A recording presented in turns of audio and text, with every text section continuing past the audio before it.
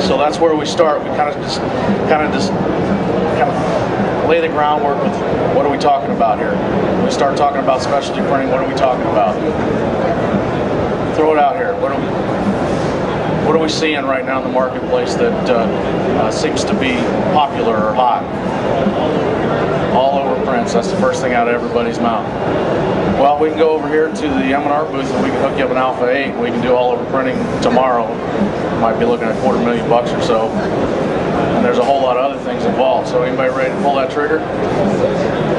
Well, I'm going to try to give you kind of a couple of explanations and a couple of ways to do it along the way, and just to kind of see how this all-over printing thing's going to stick. Will it stick forever?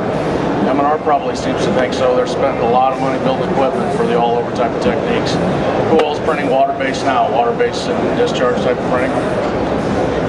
Who all doesn't print water-based? Just because something is called water-based doesn't necessarily mean it's any more or less harmful for the environment. You all want to be eco-friendly, right? Everybody wants to be eco-friendly because the TV's telling us to do so, right? There's a whole lot more to being eco-friendly than your ink system. It's certainly a piece of it, but it's this much. There's a whole bunch more involved when it comes to the eco-friendly type of approach.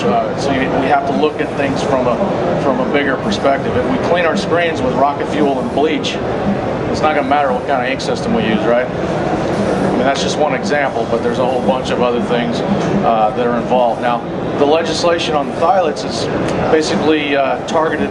I think it's 3 phthalates that are in our typical plastisol inks. But what Wilflex has done and many other ink companies over the last several years, basically taken out those phthalates and replaced them with another chemical that may or may not be any less or more harmful for the environment. And I'm not going to tell you that it's better or worse, it just falls within the legislation. Now, what's different about the Epic series and some others is in order to be compliant with the phthalate chemicals or to take them out, I think it's 3 that the legislation is targeting. But once you take or go after those 3, there's probably 3 or 4 more that are in the inks as well. So what the Epic series does is taking them all out, so it becomes a non-phthalate product. And some of the other ink systems are just phthalate compliant or not phthalate compliant, which means just the only 3. Now that doesn't necessarily mean anything other than if legislation goes after other phthalates, they're already out. And believe me, it's millions of dollars invested in order to do these types of inks, and especially the specialty series with the textures and things like that. So the reason I bring that up, that also becomes part of our specialty applications. We start talking about all over printing, we talk about high density, we talk about water-based, we talk about discharge, and then also trying to be eco-friendly, trying to provide a non-phthalate product. Well, that, when it comes to the brands, say the large brands, Nike, Puma, they self-mandate some of these things to also be compliant, but also because that's part of their marketing strategy. What the law says, ultimately, again, I'm no expert, but ultimately by February 10th, if we sell 24 shirts to our high school or our grade school, theoretically we have to test that for phthalate compliance. Anybody know what phthalates are? They actually are it's a chemical in the ink that helps it have flexibility. They're in a lot of products. So basically they've been removed and replaced with another product that provides that stretchability and flexibility. So when we add that to our list of other specialty type of printing, we can actually create a market as well.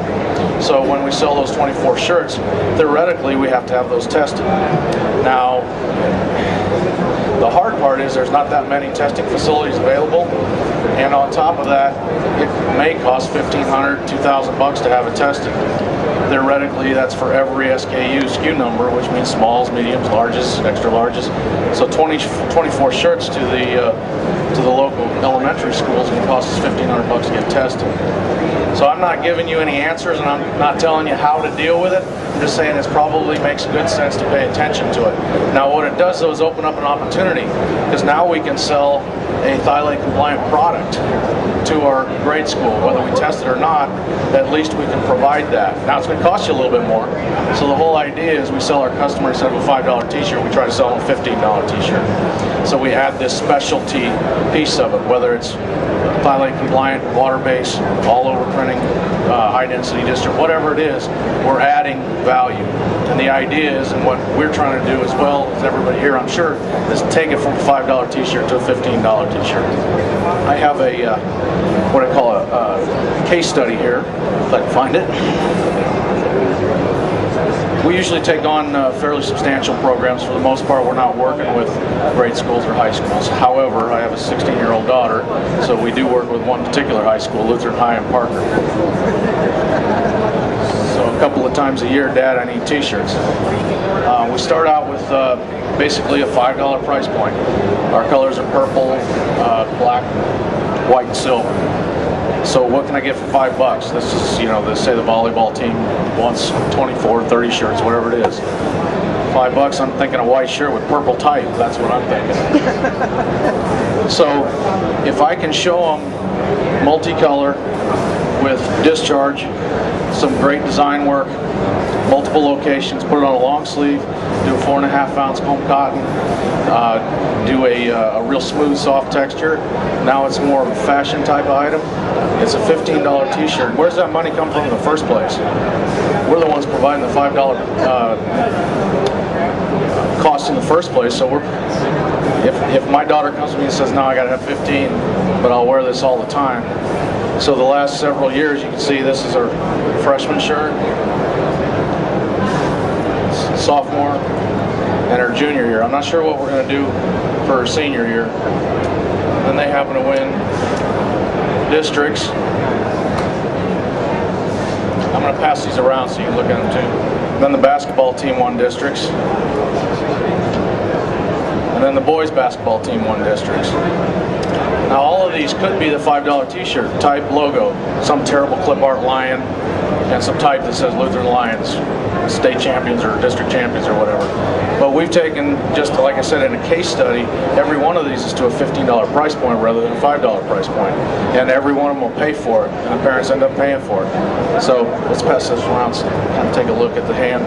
And these cross over into everything kind of we're talking about. We've got some discharge, we've got some over the seam printing, we've got some oversized printing, a little bit of everything that we're able to provide that retail look to our little dinky high school, which is kind of fun. Wilflex has come up with a clever little phrasing. They call it think outside the bucket. And this is something that our company has used for years and years. We don't, not quite as clever as think outside the bucket, but we're always saying things like think outside the box, go outside the lines. The rules are there are no rules.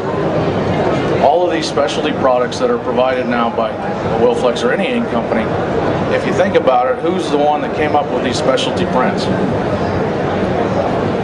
Customer, you and I.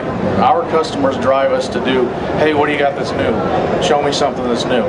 Now the cool thing about specialty printing and special effects type of applications, today we're able to charge more for distress printing. Who's been doing distress printing for the last 20 years? Right? Everybody.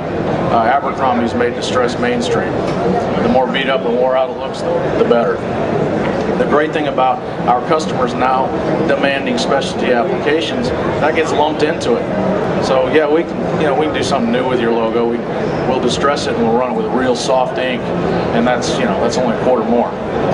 So we're able to actually add value for stuff we've been doing for years and years and years because our customers now are asking for this specialty types of application.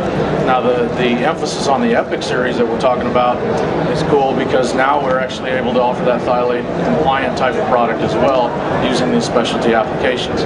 So I always tell people, and I think we've done it in a lot of our workshops, specialty inks don't come in a bucket, so to speak. You've got to take them from that level and move them past what they're designed to do, so to speak. So just because a product is designed to do a certain thing doesn't lock you in that box. So you've always got to be thinking outside the box or thinking outside the bucket, as the case may be.